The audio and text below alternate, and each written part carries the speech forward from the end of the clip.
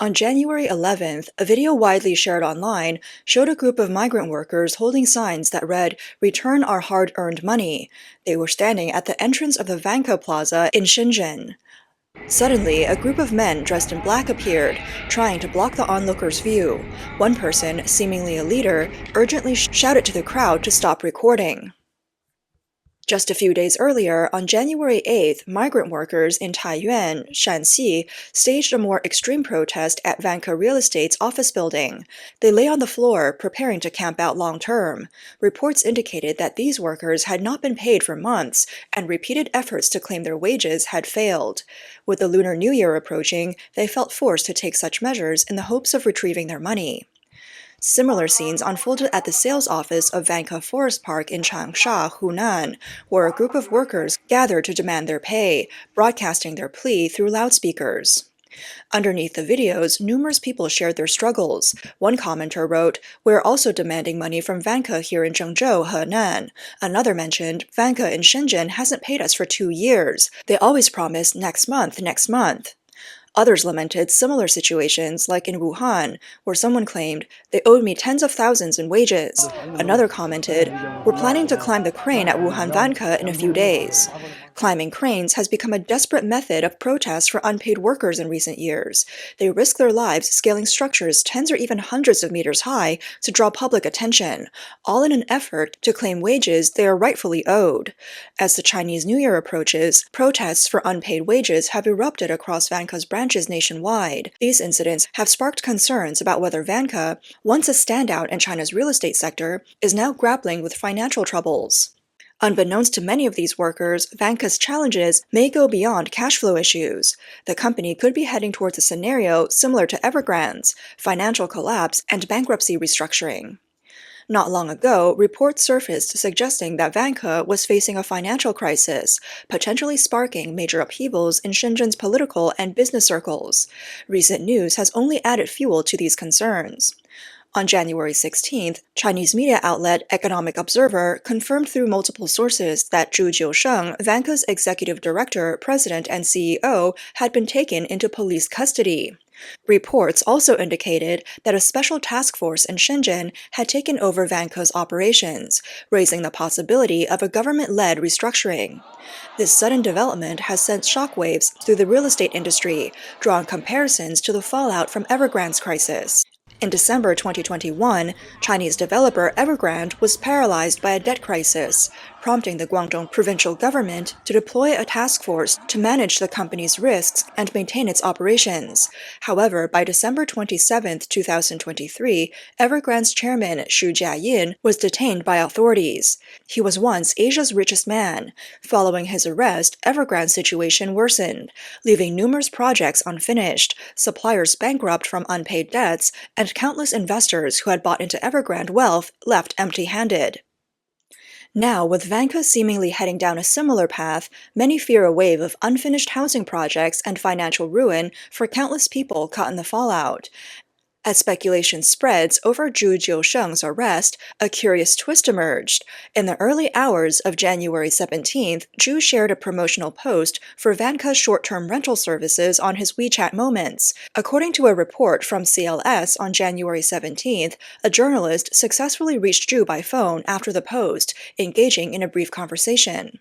On the evening of January 16th, multiple Chinese media outlets reported that Zhu Jiusheng, Vanka's CEO, had been taken into custody. However, by the morning of January 17th, many related articles had already been deleted. Regarding Zhu's situation, online commenters speculated it might not be him posting. Others suggested this WeChat post was clearly authorized to stabilize the situation before an official announcement. Some even believed Zhu might have been released after questioning. Zhu Jiusheng joined Vanka in 2012, initially serving as a senior vice president and later taking charge of financial operations. He played a crucial role in managing Vanka's capital and its partner equity platform Ying'an Partnership. On January 31, 2018, Zhu succeeded Yu Liang as Vanka's CEO, a position he has held since. Prominent Weibo blogger Yema Gonghe remarked, Zhu Jiusheng, a master of connections and financial operations, even praised by Vanka founder Wang Shi, has been taken into custody. Looking at his career, it's clear why he was vital to Vanka's financial operations. After working as a deputy branch manager at China Construction Bank's Shenzhen branch, he joined Vanka and took charge of its capital operations, securing the company's success for years. However, as debts ballooned rapidly, even his skills couldn't save the situation. Industry experts believe Zhu's detention suggests Vanka's debt crisis is far worse than previously thought. They pointed out a common practice in China's real estate sector, introducing partners into development projects as shareholders, creating the illusion of a healthy balance sheet while hiding real debt under shareholder agreements.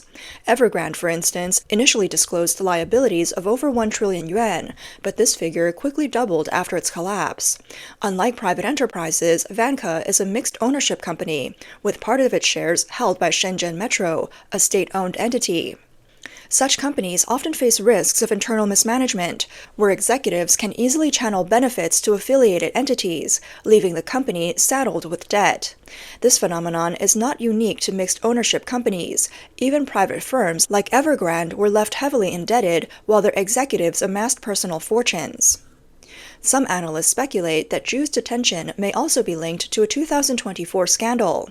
In March of that year, a long-term Vanka partner, Shandong Yantai Byron Real Estate, accused Vanka executives of tax evasion, embezzlement, issuing high-interest loans, and laundering money. Allegations included misappropriating state assets, causing significant losses to Shenzhen Metro. Though Vanka denied these claims, regulatory bodies such as the China Securities Regulation Commission and tax authorities remained conspicuously silent. Later, in December 2024, Vanka's Jinan branch general manager, Xiao Jin, was also detained by police in Shandong, further fueling suspicions about the validity of the accusations. Zhu's detention has significantly impacted Vanka's stocks and bonds. On January 17th, Vanka's Hong Kong-listed shares plunged over 8% in early trading. Domestic bonds suffered as well, with the 20 Vanka 06 bond dropping over 20%, triggering a temporary trading halt. Meanwhile, Vanka's dollar bonds hit record lows. A note maturing in May 2025 traded at 56.49 cents on the dollar, down from 63 cents just a day earlier. Bonds maturing in 2027 and 2029 dropped to approximately 30 cents, nearing historic lows. Market analysts warned that such volatility in Vanka's bonds could ripple through the entire real estate sector. Vanka, ranked as China's fourth largest real estate company by sales in 2024, had previously been a market leader, considered a benchmark of industry excellence. However, its debt crisis has deepened pessimism about China's real estate sector. While Vanka's struggles might seem sudden, a closer look at its recent performance suggests the warning signs were there. Since 2023, the company has faced a severe credibility crisis in capital markets. In November 2023, Moody's downgraded Vanka's credit rating to Baa3, the lowest investment grade. By March 2024, it had fallen to Ba1, a non-investment grade rating, signaling high credit risk. Over the next months, Moody's downgraded Vanka multiple times, with the company entering junk territory by August. Despite these ratings, some insiders revealed that Moody's assessments might have been lenient due to political considerations. Vanka's financial performance in 2024 was also disappointing. The company announced on January 3rd that its contracted sales area had fallen 26.6% year-on-year to 18.1 million square meters, with sales revenue dropping 34.6% to 246 billion yuan. Vanka's decline is a stark reminder of the mounting challenges in China's real estate sector, raising concerns about the broader implications for the economy. According to Vanka's third-quarter financial report for 2024, the company's revenue from January to September totaled over 77 billion yuan, marking a 24.25% year-on-year decline. Net profit plunged by 231%, resulting in a loss of over 8 billion yuan. Data from eHouse R&D Institute shows that as of the end of September 2024, Vanka's monetary funds amounted to almost 80 billion yuan, down 20 billion yuan from the 99.8 billion yuan at the end of 2023. Meanwhile, its total interest-bearing debt stood at 327 billion yuan, with 46.4% of it due in more than a year. However, 116 billion yuan in short-term debt is set to mature within a year.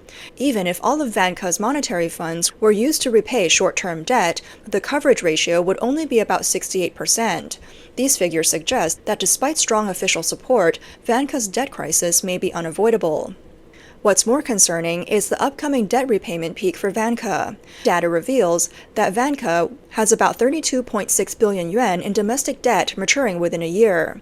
In 2025, the company faces repayment of 9 bonds, totaling 21.6 billion yuan, both domestically and internationally. Data from DM Credit Check shows that a 3 billion yuan bond will mature on January 27, 2025, followed by 2 bonds worth a combined 5 billion yuan maturing in February. In March, 2 more bonds will mature, making the first quarter's total domestic bond repayments 9.9 billion yuan. In the second quarter, 2 overseas bonds worth approximately 3.6 billion yuan will also mature. Industry insiders have long predicted that Vanka might struggle to survive the first quarter of 2025 without defaulting on its debts. With January barely halfway through, the news of the CEO's detention and government intervention suggests these predictions may come true. Although CEO Zhu Jiusheng made a brief denial appearance via WeChat, many fear that Vanka's fate could mirror Evergrande's. Repeated denials, followed by an eventual collapse. Turning to Evergrande, recent developments shed light on the aftermath of its downfall. According to a December 2024 report by CLS, a private offshore entity owned by Evergrande founder Xu Jiayin that held a personal aircraft has been taken over by Evergrande's liquidators Alvarez and Marcel. The aircraft, a 14-year-old Airbus A319, is currently parked in Guangzhou and has been listed for sale. Once a symbol of Xu's immense wealth during Evergrande's heyday, the plane is now valued at 25 to 30 million US dollars, down from its original price of $90 million. Court documents reveal that other assets owned by Xu and his ex-wife Ding Yumei, including luxury homes, private jets, yachts, and Rolls-Royce vehicles, have been frozen or seized by creditors.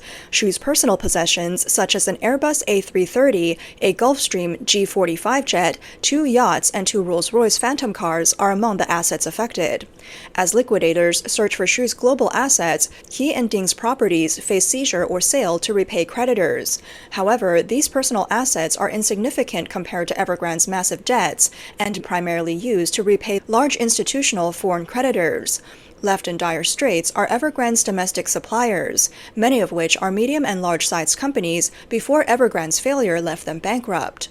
In interviews with overseas media, some bankrupt entrepreneurs shared their struggles. Mr. Zhou, an entrepreneur from Jilin, disclosed that his construction company went bankrupt after Evergrande failed to pay him tens of millions of yuan in project fees. He warned that more businesses could collapse as local governments and enterprises are also heavily indebted, making it difficult to recover funds.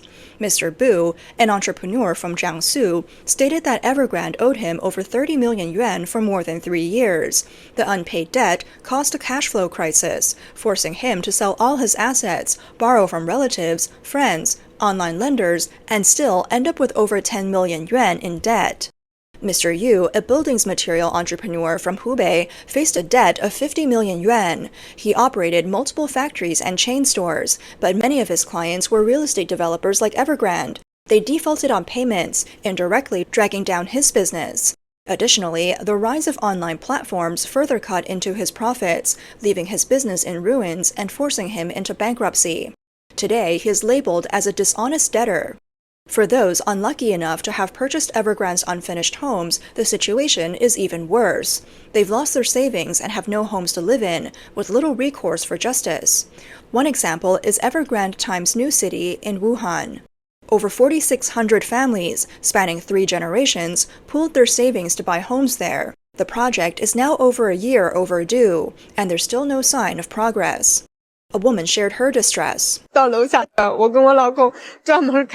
My husband and I drove to the building, counting floor by floor to find the one we bought. We dream of the day we can move in, but now construction has stopped. We tried to talk to the developer to resume work, but they've repeatedly deceived us. Every month, I pay over 5,000 yuan in mortgage payments. My monthly salary is just over 4,000 yuan. We also have a child to support. If this unfinished building remains abandoned, I honestly don't have the strength to go on living. Estimates from multiple Chinese media outlets suggest that Evergrande has left 1.62 million homes unfinished, impacting around 6 million homeowners. If Vanka follows in Evergrande's footsteps, the same problems will resurface on an even larger scale. Vanka's situation is particularly concerning because, unlike private developers like Evergrande or Country Garden, Vanka is partially state-owned, with Shenzhen State-Owned Asset Supervision and Administration Commission holding a controlling stake. The company has long been considered one of the top players in China's real estate industry, often regarded as a model student. Some even joked, if a star student like Vanka can't pass, the problem isn't with the student, it's with the test and the teacher. In late 2024, the Chinese Politburo and the Ministry of Housing and Urban-Rural Development held meetings to declare that the 2025 real estate market must stabilize and recover. If Vanka collapses, it would be a direct blow to these objectives, undermining both market confidence and the government's credibility. Economists have argued that Vanka cannot fail. This sentiment likely reflects the Chinese government's stance. To save face, Beijing neither wants nor dares to let Vanka go under. However, reality may be beyond the government's control. Vanka's massive debts could be insurmountable even with state intervention. Independent commentator Zhang Jie has a background in finance and law. He stated in an interview with Radio Free Asia, Vanka's rise and fall can be attributed to the government. The real estate bubble's collapse was inevitable. It wasn't sudden, but the result of long-term accumulation. The government played a key role in both creating and bursting the bubble. He added that since the bubble burst, incidents involving Evergrande's Xu Jiayin, Vanka, and other developers were unavoidable. Zhang further argued that President Xi Jinping's governance style mirrors Deng Xiaoping's in prioritizing the Communist Party's survival. While Deng's era hinted at political reforms, Xi tightened control over civil society and private enterprises. The goal is to preserve the party's dominance. Under these conditions, companies like Evergrande and Vanka were bound to meet their demise.